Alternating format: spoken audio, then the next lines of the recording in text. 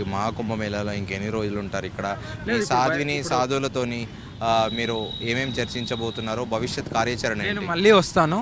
ఇప్పుడు అది దర్గాది date announcement చేశాను కాబట్టి అది మళ్ళీ వస్తాను. అక్కడ ఏదో చూసుకొని మళ్ళీ వచ్చేస్తాను. ఇంకా మీకు ఎలాంటి భయం లేదా? వాళ్ళందరూ మిమ్మల్ని ఏమైనా చేస్తారని అసలు భయమే లేదా మీకు?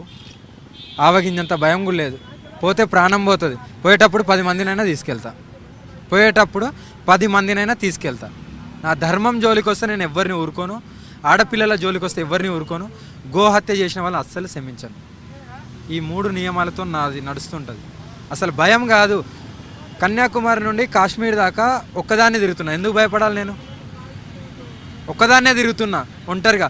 ఏ చెట్టు కాడ పడుకుంటున్నావు, ఏ చెట్టు కింద పడుకుంటున్నావు, ఏ రోడ్డు మీద పడుకుంటున్నావు, వెహికల్ ఆపి అటాక్ చేయొచ్చు. నాకు భయం లేదు.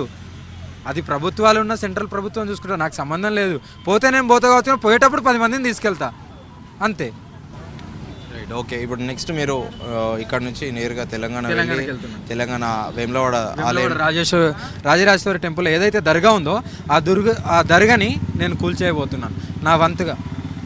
మరి ప్రభుత్వం మంచిదే, ఏం చేసినా మంచిదే, కానీ వాళ్ళు అడ్డుకున్నా కూడా నేను ఆగిపోయేది లేదు. Thank you.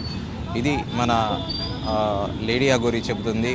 వేములవాడలో ఎట్టి పరిస్థితుల్లోనూ ఖచ్చితంగా వేములవాడ దేవాలయానికి ఆనుకొని ఉన్న దర్గాను కూల్చివేస్తానని, అలాగే తనను ఎవరిని బెదిరించినా తాను భయపడనని, ఒకవేళ తనను ఎవరైనా ఏమైనా చేయాలని చంపడానికి వస్తే తాను 10 మందిని తీసుకెళ్తానని తాను పోయే ముందంటూ కూడా చాలా ఘాటుగా చెబుతున్నారు. ఎలాంటి భయం లేకుండా నిర్భయంగా కూడా.